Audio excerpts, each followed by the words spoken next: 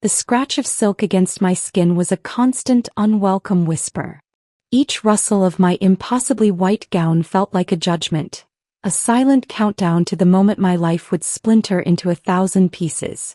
My hands, usually steady, trembled uncontrollably as my maid of honor, Bethany, fussed with the intricate lace sleeves. "Just breathe, Jules," she murmured, her voice a gentle current in the suffocating silence of the bridal suite. "It's perfectly normal to be nervous." Normal. Was any of this normal? The opulent ballroom downstairs, overflowing with perfectly coiffed guests who whispered about the match of the year. The diamond on my finger, a colossal weight that promised a gilded cage. And the man waiting at the altar, a man I barely knew whose smile never quite reached his eyes. My reflection stared back at me from the antique mirror, a stranger in a fairy tale dress. My usually lively brown eyes were shadowed with an anxiety that gnawed at my insides. My usually rosy cheeks were pale, almost translucent. I was a ghost in my own story, walking towards a destiny that felt less like a choice and more like a carefully orchestrated surrender. Outside, the late afternoon sun, usually a comforting presence, felt like a spotlight, exposing every one of my doubts. A tiny rebellious part of me screamed to run, to shed this suffocating costume and vanish into the bustling streets of New York City. But where would I go? What would I do? My entire life had been meticulously planned, every step laid out by my parents, culminating in this very moment. Juliana Hayes marrying Maxwell Sterling, heir to a formidable real estate empire. A union that would solidify my family's struggling textile business. A sacrifice I was expected to make with a grateful smile. A sharp rap on the door jolted me. 10 minutes, Jules." It was my mother, her voice bright and brittle, like fine china on the verge of shattering. "Maxwell is waiting." Maxwell. The name tasted like ash in my mouth. He was handsome, everyone agreed. Charming when he wanted to be. But beneath the polished veneer, I'd caught glimpses of something cold, something possessive. His eyes, when he thought no one was looking, held a glint that sent shivers down my spine. Lately, those shivers had become more frequent, more intense. Like the time he'd jokingly squeezed my arm too hard when I dared to suggest a different honeymoon destination. Or the way his smile had thinned when I'd mentioned catching up with an old college friend. Bethany helped me with my veil, the delicate lace falling around my face like a fragile prison. "You look absolutely stunning, Jules," she said, but her brow was furrowed, a flicker of concern in her eyes. She knew, I think. She'd always seen past the perfect facade. My heart hammered against my ribs, a frantic drumbeat demanding escape. My breath hitched in my throat. This wasn't right. This wasn't me. I couldn't do it. The words formed on my tongue, a desperate plea for freedom, but they withered before I could voice them. The weight of expectation, the years of training, the sheer enormity of disappointing everyone crushed me.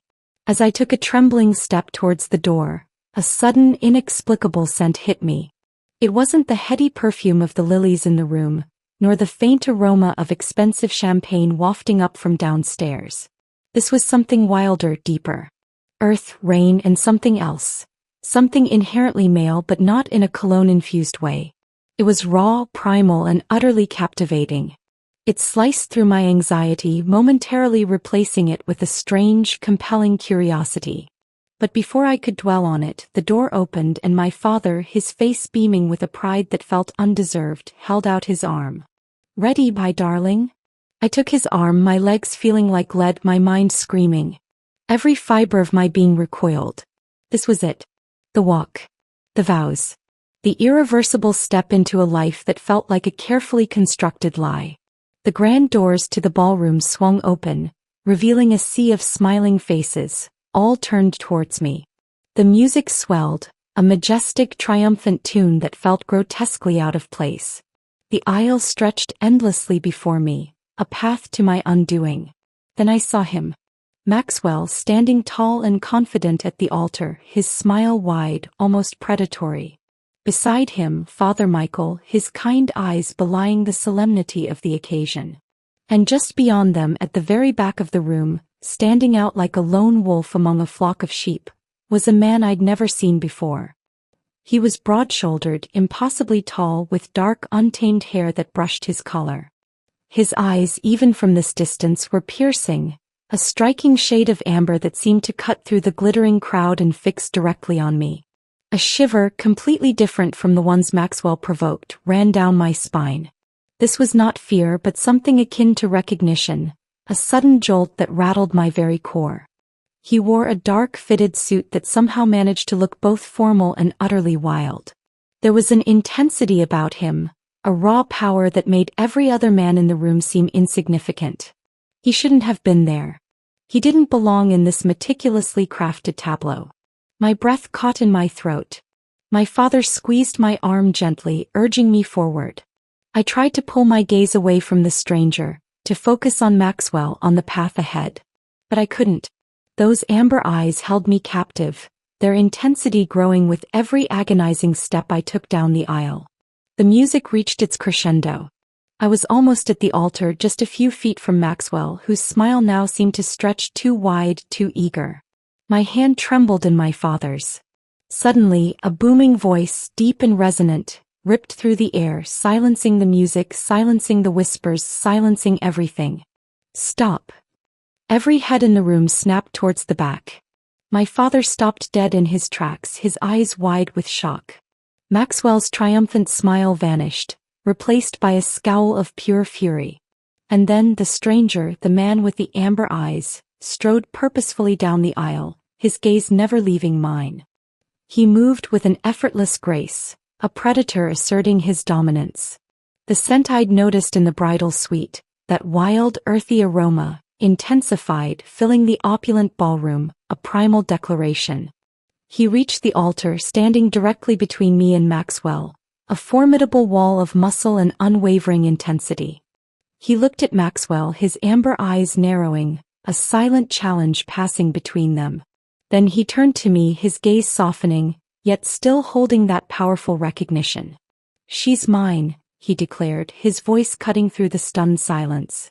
"She is my mate." A collective gasp rippled through the room. My mother shrieked.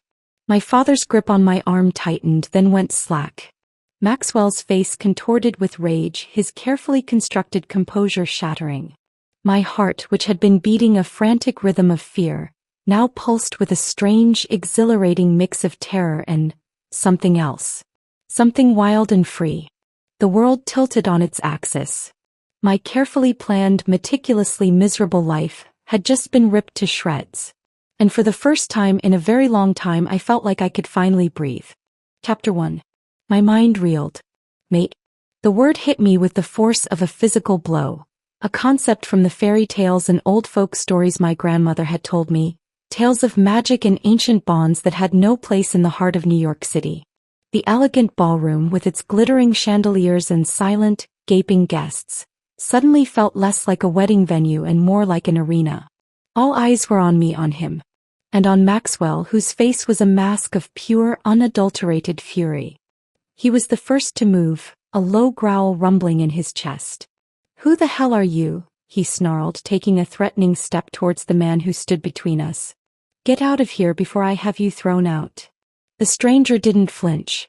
He was impossibly still, a solid presence of calm in the midst of chaos. His gaze, those striking amber eyes, never left mine, as if we were the only two people in the entire world. "I am Orion," he said, his voice a low, gravelly sound that commanded attention. "And she is mine. A declaration of an alpha bond cannot be broken." The word alpha hung in the air like a storm cloud, causing a fresh wave of gasps and shocked whispers. My father, who had been frozen in place, finally found his voice. "This is insane. Security. Get this lunatic out of here."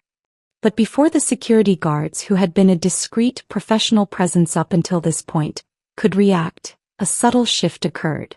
The air in the room grew heavy, charged with a power I couldn't see but could acutely feel. It was like the pressure before a hurricane.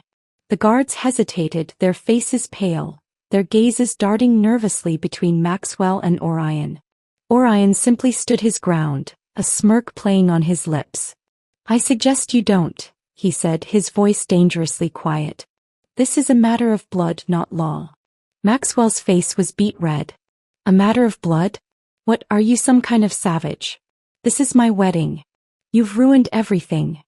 You were not meant to have her, Orion replied, the words dripping with contempt.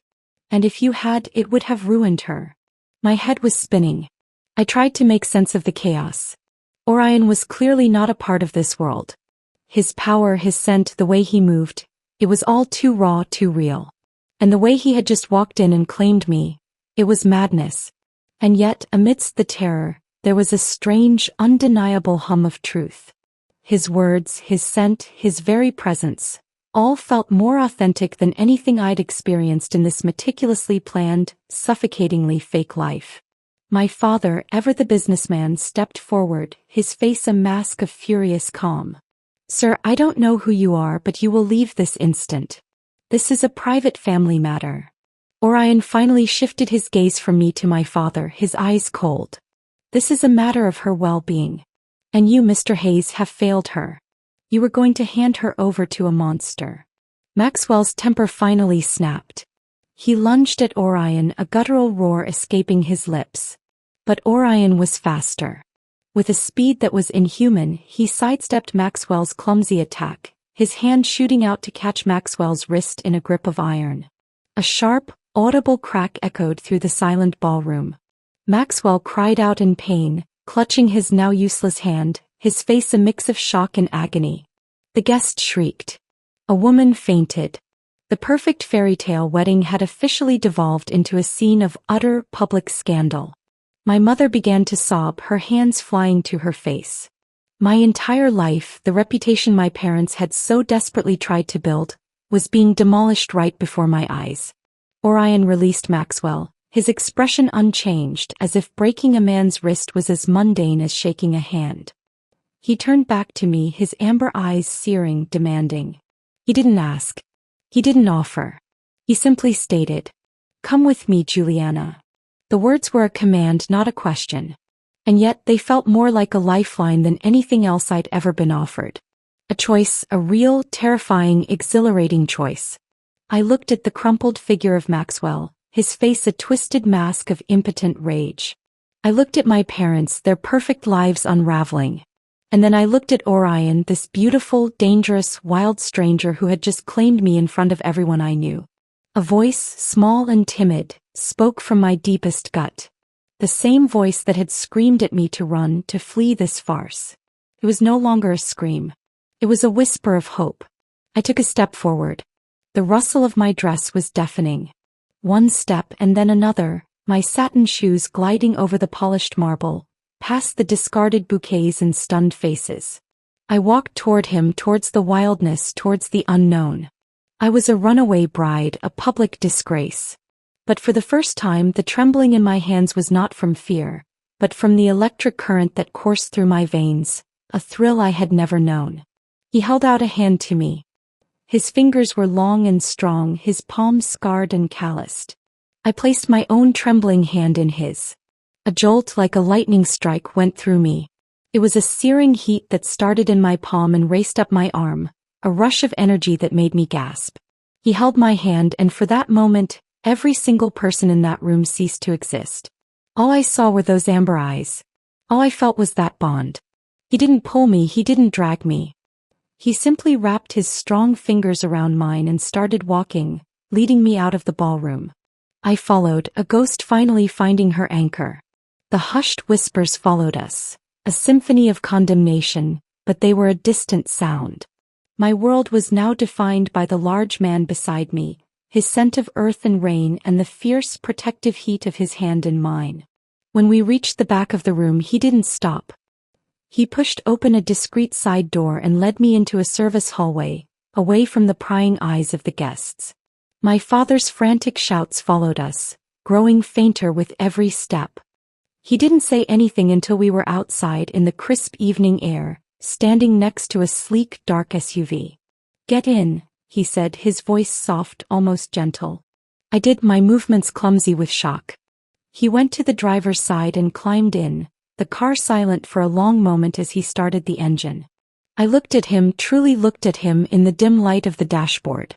He was handsome in a rugged, almost dangerous way. A jagged scar ran from his brow, just above his eyebrow to the edge of his cheek. It did not detract from his looks. It only added to the sense of wildness that radiated from him. His amber eyes were now softened, assessing me as if trying to figure out what was going on in my head. "I know this is confusing," he said, his voice a low rumble. "But you were in danger. I couldn't let him have you." Who are you?" I asked, my voice barely a whisper. "And what do you mean you couldn't let him have me? And what was that? What about the bond?" He took a deep breath, the movement of his broad shoulders causing his suit jacket to stretch taut. "My name is Orion Sterling. We are mates. And I am an alpha." My eyes widened. "Sterling? You're a Sterling? But so is he." The words were a strangled whisper. A grim look crossed his face, and he finally turned the car out of the back alley onto a bustling street. "Yes," he said, the word a simple statement, yet laden with so much meaning. "He's my brother." The silence in the car was heavy, broken only by the low thrum of the engine and the distant wail of sirens, probably a response to the very public spectacle we had left behind. Orion Sterling. My fiancé's brother. The revelation was a fresh wave of shock on top of a sea of disbelief. I stared at his profile, a mix of bone-deep confusion and dawning horror. How could this be? I'd been with Maxwell for months, a whirlwind of high society events and carefully staged public appearances, and not once had he ever mentioned a brother. Why? I finally managed to whisper, my voice cracking. Why didn't he ever tell me? Orion kept his eyes on the road, his jaw tight. He doesn't talk about me. I'm the black sheep of the family. The disgrace. His voice was devoid of emotion, a flat statement of fact. And you, Juliana, were the prize he wanted to show off. A prize. I repeated, the word stinging. Is that all I was to you both? A prize to be won. He finally turned his head to look at me, and his amber eyes, so intense just minutes ago, were now filled with a strange kind of regret. No. Not to me. To him, yes. You were a trophy, a symbol of everything he thinks he deserves. A pretty wife from a good family to secure his reputation. You were never just a prize to me. A fragile hope sparked within me, a tiny ember in the storm. Then what was I? You were a scent, he said simply, the words strange but true. A scent on the wind. For weeks I've been smelling you. Your fear. Your sadness. Drove me crazy. I knew you were close, but I couldn't find you. Until tonight. He clenched his hand on the steering wheel, his knuckles white. I knew what tonight was. And I knew who you were being handed to. You say you're an alpha, I said, trying to process it all. An alpha of what? He was quiet for a long moment, navigating the busy city streets with an almost instinctual ease. We left the bustling main avenues and turned into the more secluded, leafy roads of a quieter neighborhood. The concrete and glass of the city gave way to brownstones and manicured lawns. A pack, he said finally, the word quiet but weighty. The last one. Or, at least, the last one in this part of the country. We keep to ourselves. We have to. The world has changed. Magic and ancient bonds are a thing of myth now. I looked down at my hand at the spot where his had been. A faint tingle, a warm echo still lingered there. And the bond? What you said at the wedding. Was that real? He took one hand off the wheel and brought it to the back of my neck, his thumb tracing a gentle, soothing circle. A new heat, different from the initial jolt, spread through my body. It was calming, a deep sense of rightness that settled the frantic beating of my heart. Yes, it's real, he murmured, his voice a low, reassuring rumble. The mate bond. It's what drew me to you. It's a connection that is unbreakable. For a wolf to find his true mate, it's a sacred thing. It's the reason I crashed your wedding. I couldn't stand the thought of my mate, my Juliana, marrying him. The possessiveness in his voice was not threatening but protective. It was a new and bewildering feeling, the sense of being claimed. My parents had always treated me like a commodity, and Maxwell had treated me like a possession. But Orion's claim was different. It felt like a foundation, like a refuge. He drove in silence for a while, pulling up to a stately yet modest brownstone. It didn't have the flashy opulence of Maxwell's penthouse or my parents' suburban mansion. It was understated, strong, and it looked like a home. He turned off the car and got out, walking around to my side to open the door for me. "Come on," he said, his hand once again gently on my arm. "You're safe here." The moment we stepped inside, a new scent hit me. It was a mixture of old books, wood smoke, and a faint, comforting smell of baked bread. The hallway was warm and inviting, a stark contrast to the cold, sterile hallways of the Sterling family's properties.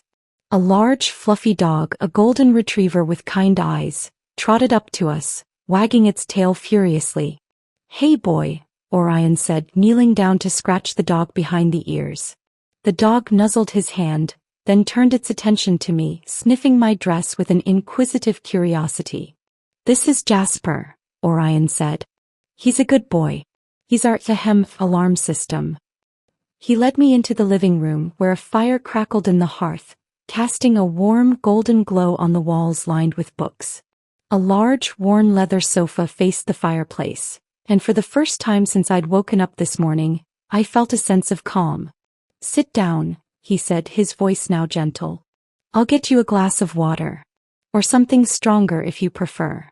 I sank onto the sofa, the silk of my wedding gown feeling more foreign than ever. My knees gave way, and for a moment I just stared into the dancing flames. The reality of what had just happened settled over me like a heavy shroud. I was a fugitive. A disgrace. The entire city would be talking about this. My parents would be furious. My carefully constructed life was in ruins. Orion returned with a glass of water and handed it to me. I took a large, grateful gulp. He sat down opposite me in a worn armchair, leaning forward, his amber eyes searching mine. "What Maxwell has planned, it's a lot more than just marrying a pretty socialite," he said, his voice dropping to a serious tone. "He's doing something dark, something dangerous. I don't have all the details, but I know it involves my family's other business. The business that doesn't get talked about at society events. It involves something that could put you in immense danger." "What business?" I asked, a fresh wave of fear washing over me. "The black market," he said, the words heavy. "Specifically the black market for our kind. For people like me. He's been dabbling in it, collecting information, seeking out alphas, trying to exploit their power." He paused, looking away for a moment. "And he would have done the same to you. He saw that you had a dormant power, a potential he could exploit." My mind flashed back to the small tremors and auras I had sometimes felt around my hands when I was a child. Little things I had always dismissed as my overactive imagination. Could that be what he was talking about? "I don't understand," I whispered. "I know," he said, his voice soft. "But you will. For now you just need to trust me. He wouldn't have just married you. He would have used you. And he would have done things to you that you would never recover from. He is a sick, twisted human being." The condemnation in his voice was chilling. For a moment, a terrible, nauseating wave of doubt washed over me. What if this was all a lie? What if this man, this Orion, was just as dangerous as his brother, and this was just a different kind of trap? As if sensing my fear, he leaned forward, his gaze direct and sincere. "I know you have no reason to trust me, Juliana. I just blew up your life. But I promise you I will protect you. I will show you what I mean. I will prove to you that you're not just a prize to me. You're my mate. And nothing is more important than that." The sincerity in his voice, the raw conviction in his eyes, was enough. I had no other options. My old life was gone. And perhaps, just perhaps, this new, terrifying, and wildly unpredictable one was exactly where I was meant to be. Chapter 3. The following morning, I woke up in a guest room that felt nothing like the ornate, sterile bedroom I had left behind at my parents' house. The sheets were soft cotton, not silk. The air smelled of clean linen and wood smoke. Sunlight, warm and golden, streamed through the window, illuminating dust motes dancing in the air. For a moment I forgot everything, the wedding, Maxwell, Orion, and just lay there savoring the simple peace. Then reality crashed down on me, heavy and disorienting. I sat up, my head throbbing from the emotional whiplash of the previous night. My wedding dress, a magnificent symbol of a life I was now desperately running from, was folded neatly on a chair. I wanted to burn it. I saw a simple pair of jeans and a soft t-shirt laid out on the end of the bed. A silent gesture of care, of understanding. I quickly changed, shedding the last physical reminder of Juliana Hayes, the timid bride. I was someone new now, an accidental fugitive in a life I didn't recognize. When I walked into the kitchen, the scent of coffee and bacon filled the air. Orion was at the stove, flipping bacon with an ease that was both domestic and unexpected. He was dressed in a simple dark t-shirt and jeans, his powerful frame looking even more imposing without the restriction of a suit. He glanced over his shoulder, his amber eyes softening as he saw me. "Sleep well?" he asked, his voice a low rumble. I guess so," I replied, surprised at how natural the conversation felt, as if crashing my wedding was just a regular Tuesday. "Thank you for the clothes." "Of course," he said, not missing a beat. "They're old ones of my sister's. She's coming over later. Her name is Evie." He set a plate of bacon and eggs in front of me and poured me a mug of coffee. The simple act of kindness was overwhelming. My entire life, every meal had been a performance, a social function. This was just breakfast. The food was delicious and the coffee was strong and perfect. After we ate, Orion led me into a different part of the house. We descended a set of stairs that led to what looked like a library. The room was vast, with floor-to-ceiling bookshelves, a large wooden desk cluttered with maps and papers, and an old fireplace. The air here was thick with the scent of paper and history. "You have a lot of questions," he said, gesturing to a comfortable leather chair. "I'll answer what I can. But first you have to understand. My family isn't like other families. We are something more." He sat on the edge of his desk, his presence commanding the space. "The Sterlings are one of the last few remaining pure-blood werewolf clans in the country. Our power has been diluted over generations, but we are still here. And my brother Maxwell, he doesn't have the blood. He's human. Adopted. He knows about our world, but he's not of it. And he's desperate to be." A chill ran down my spine. This was the source of his darkness. His deep-seated resentment. "He was always so angry," I said softly. "So controlling. I never understood why." "Because he's powerless in a world where power means everything," Orion explained. "He's always been jealous of me. Jealous of our father's focus on me, the true heir. He wanted to prove he was just as good, just as strong. He couldn't be an alpha, but he could rule by other means. Money, influence, and exploiting those who do have power." He then pulled out a thick leather-bound book from a hidden compartment in the desk. Its pages were yellowed and brittle. He opened it to a page with an old illustration. It showed a figure with hands that glowed with a soft light, healing a man with a shattered bone. "This is an ancient text," he said. "It speaks of the rare gifts bestowed upon some Omegas, gifts that are believed to have been lost. The power to heal, to mend. The ability to sense the bonds that hold our kind together. When I first smelled you, I didn't know.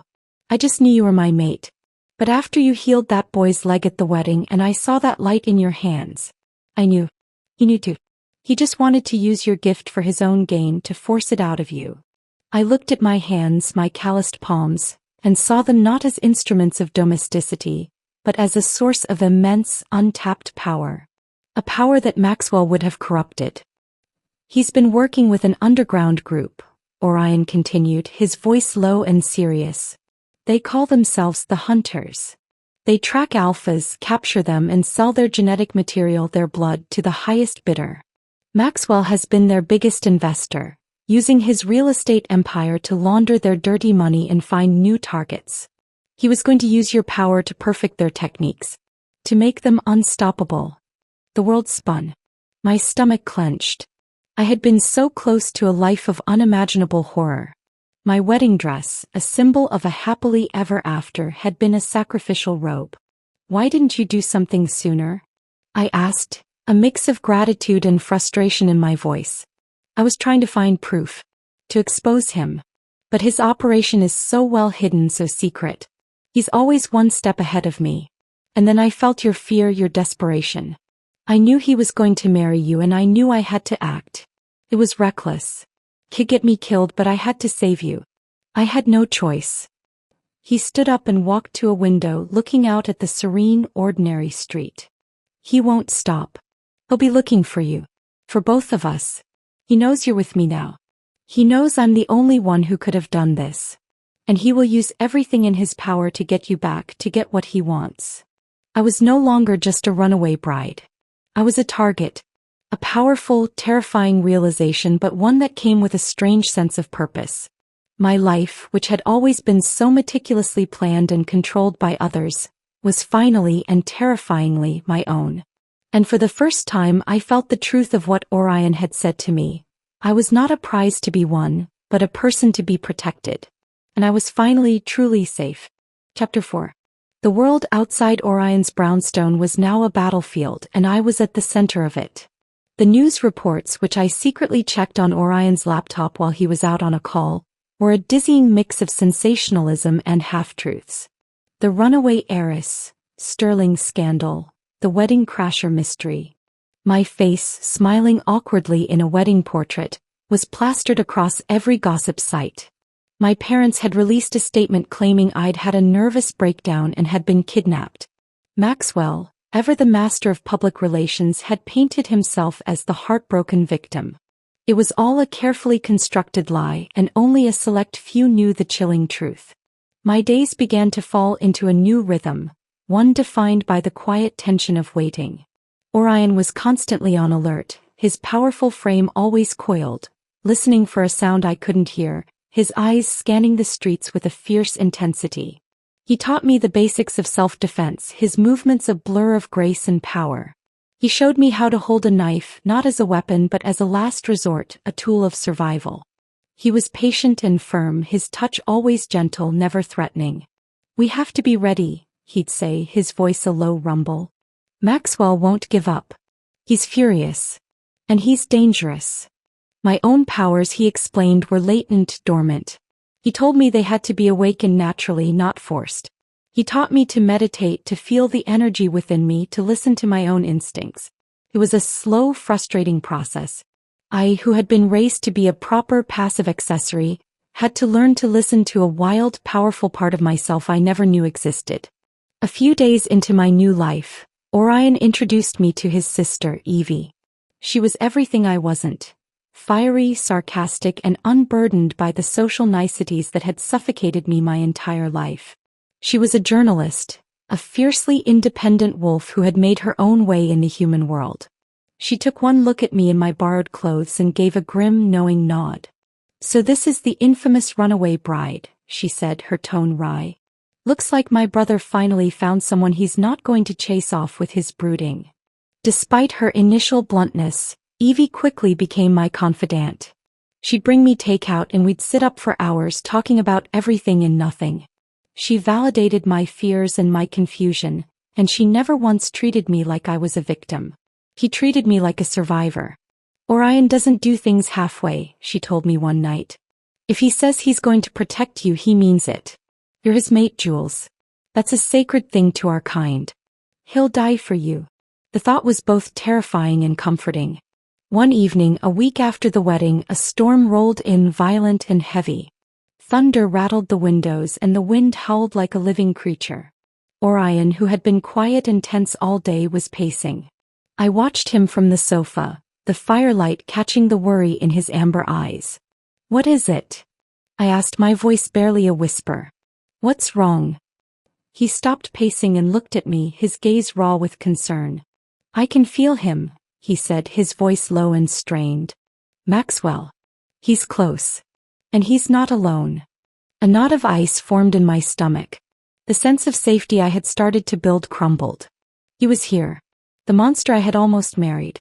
"The hunters," he said, the word a curse. "He's brought them with him." He moved with a sudden, decisive urgency, grabbing my hand and pulling me toward a hidden door behind a bookshelf. "We have to go. Now." He led me down a dark, narrow staircase to a cellar filled with old boxes and the musty scent of damp earth. At the far wall, a heavy wooden door was braced with a thick metal bar. He pulled it aside and opened the door, revealing a black void. A cold draft hit me, carrying the smell of rain and the wild, untamed scent of the woods. "This is an escape tunnel," he explained, his voice strained. "It leads out to the woods a few miles from here. We'll be safe once we get there. He can't follow us on foot." Before I could ask any more questions, a loud, crashing sound echoed from the floor above. The front door. They were inside. Orion pushed me into the tunnel. "Go. I'm right behind you." I didn't hesitate. I scrambled into the darkness, the rough earth of the tunnel floor scraping my knees. I could hear muffled shouts, the sound of breaking glass, and then a roar, not a human one but a deep, guttural sound that was full of primal rage and fury. It was the sound of an alpha defending his home, defending his mate.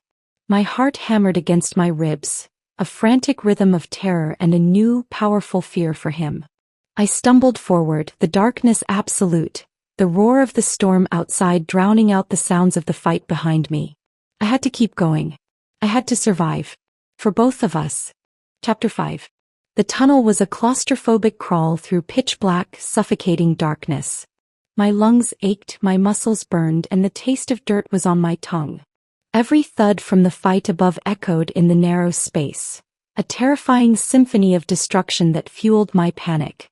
I moved blindly, scraping my hands and knees against the rough earth, driven by a singular, desperate thought. Orion. Was he okay? Had he been hurt? Was that last guttural roar one of pain or victory? Just as a wave of despair threatened to overwhelm me, I saw a faint sliver of gray light up ahead. I pushed forward, renewed with a surge of adrenaline, and scrambled through an opening. I fell out of the tunnel and onto soft, rain-soaked earth, the cold night air hitting my face like a slap. I was in a dense, secluded forest, the trees a thick, dark wall around me. The storm had passed, leaving behind a crisp silence, broken only by the drip of water from the leaves and my own ragged breathing. I scrambled to my feet, my senses on high alert. Where was Orion? The silence was terrifying. My heart hammered against my ribs, and I was about to call out his name when a low growl froze me in place. It wasn't the sound of an animal. It was a human voice, but with a predatory edge I recognized. Well, a voice sneered from the shadows. "Look what we have here. A lost little bride." 3 figures emerged from the trees, their silhouettes large and menacing. They wore dark, tactical gear, and the glint of metal in their hands made my blood run cold. "Hunters. Maxwell wants you back, sweetheart," one of them said, his voice slick with malice. "You've caused a lot of trouble. But he's a generous man. He'll forgive you.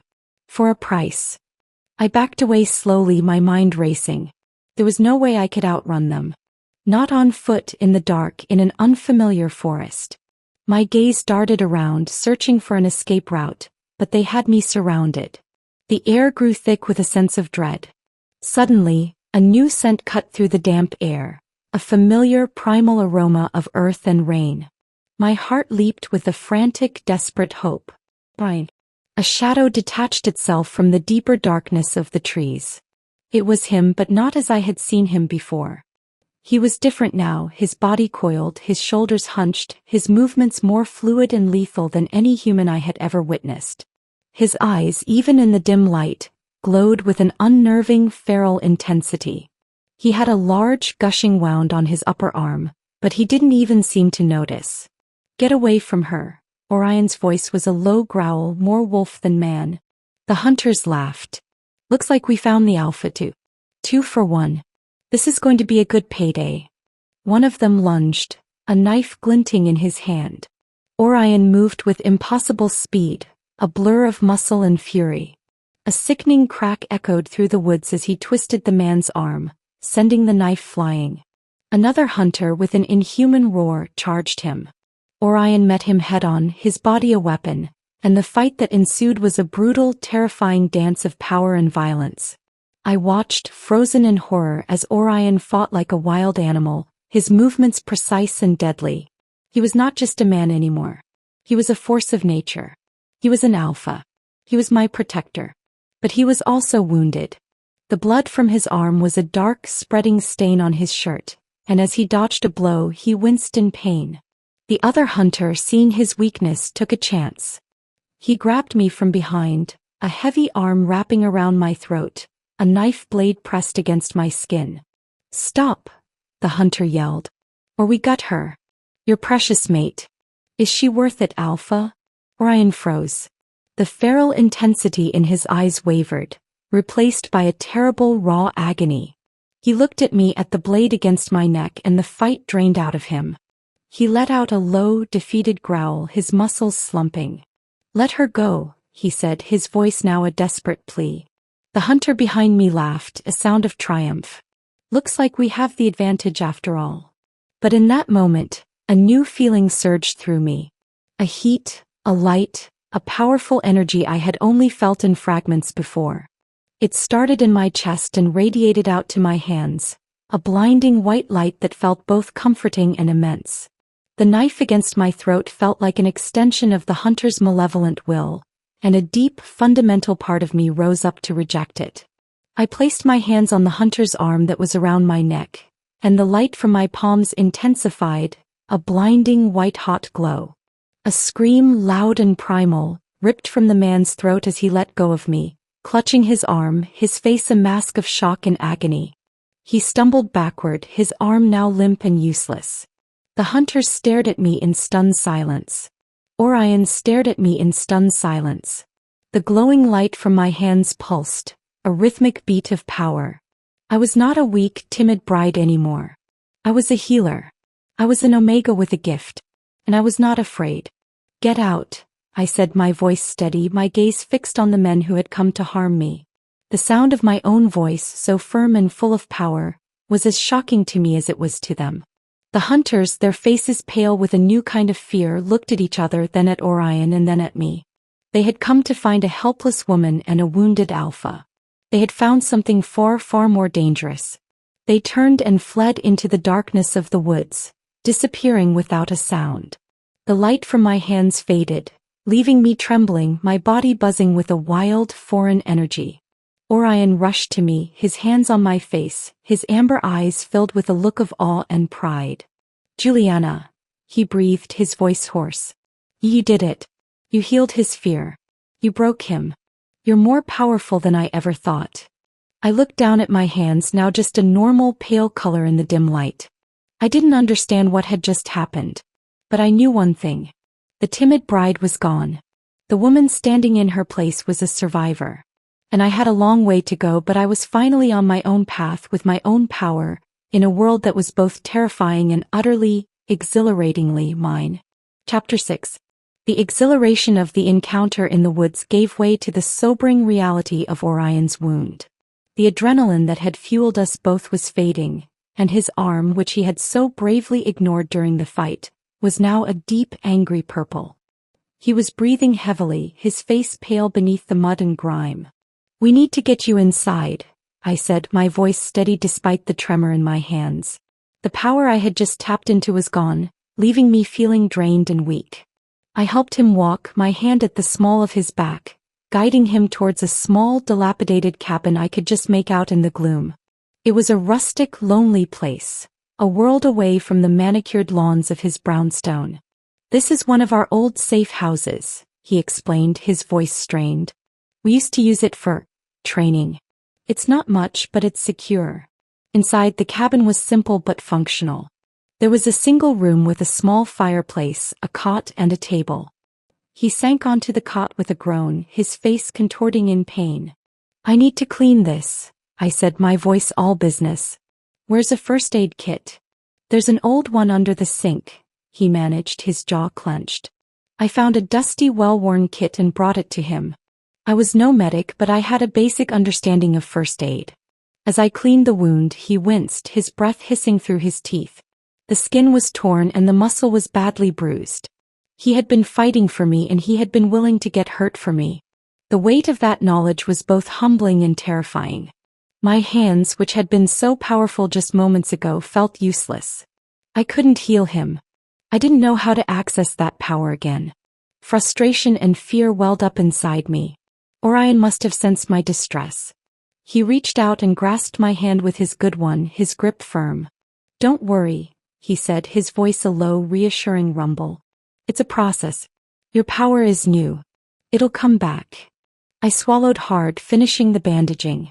What's going to happen now? I asked, the words a whisper. He knows where we are. He knows we were here, Orion corrected. This place is just a temporary stop. He doesn't know about our network of safe houses. He's human. He can't track us like we can track each other. But he'll be on high alert. And he'll be angry. I sat with him through the long, quiet hours of the night, listening to the crackle of the fire and the sound of his breathing. I didn't know what the future held, but I knew I was in the right place. I was with the right person. My life had been built on a foundation of lies and expectations, and in one night, it had been completely destroyed. But out of the ashes, something new was rising. A new life, a new purpose, and a new kind of love. As the sun began to rise, painting the sky in a soft wash of pink and orange, Orion's fever began to rise. He tossed and turned on the cot, his teeth chattering despite the warmth of the fire. The wound was becoming infected. I knew what I had to do. I had to try. I knelt beside him, my hands trembling. I placed them over his wound, closing my eyes and trying to remember the feeling from the woods. I reached inside myself, searching for that blinding white light, that sense of overwhelming power and purpose. It was gone. I felt nothing. Tears of frustration and fear stung my eyes. He was in so much pain and I was helpless. Please, I whispered, a desperate plea to whatever force had given me this gift. Please, just let me help him. My focus shifted from the power itself to the person in front of me. I wasn't trying to summon a power. I was trying to heal someone I cared about. The desperation in my heart, the fear for him was a tangible thing. And then it happened. A tiny spark, a flicker of warmth began in my palms. It was not the blinding light from before, but a soft, steady glow, like the embers of a dying fire. I nurtured it, feeding it with all the hope and love I had. The warmth intensified, spreading from my hands and into Orion's skin, a soothing balm against the inflamed flesh. He let out a long, slow breath, his body relaxing. The fever subsided. The angry purple of his wound softened, the jagged edges of the tear in his skin beginning to knit together. I didn't know how long I knelt there, my hands on his, my own body humming with the strain, but when I finally pulled away, his breathing was calm and even, and the wound was a pale pink scar. He opened his eyes, his gaze clear and alert. He looked at the scar and then at me, his eyes full of a profound gratitude and a silent understanding that passed between us. You're a healer, he said, his voice husky. A true healer. You saved my life. I knew then that our journey was far from over. Maxwell was still out there and he would not rest until he had what he wanted. But for the first time since this entire ordeal began, I wasn't afraid. I wasn't just a runaway bride anymore. I was Juliana, a woman with a purpose, with a gift, and with a fiercely protective alpha by my side. And together we would face whatever came next. The book. The silence that fell between us was not empty, but full of a new, unspoken promise. We had survived. We had found each other. And we had just scratched the surface of a world I never knew existed. The warm weight of Orion's hand in mine was an anchor in this new reality, a testament to the fact that I was no longer a victim, no longer a runaway bride, but a person with a purpose. But even as the dawn painted the sky, a shadow still loomed. Maxwell. He had been a monster hiding in plain sight, and now, fueled by rage and desperation, he was a monster on the hunt. The hunters would regroup. Maxwell would find new allies. Our brief victory was just the beginning of a larger war. Orion's eyes, a brilliant amber in the soft light of the cabin, held a silent resolve.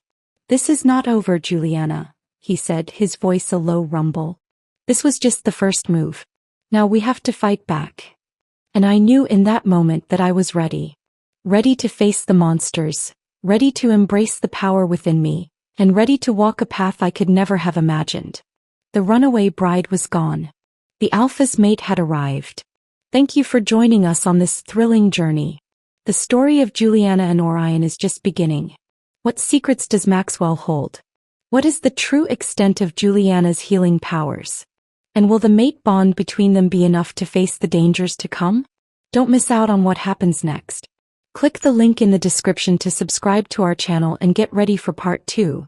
The Alpha's War, where Juliana and Orion must face new enemies and uncover a conspiracy that goes deeper than they ever imagined.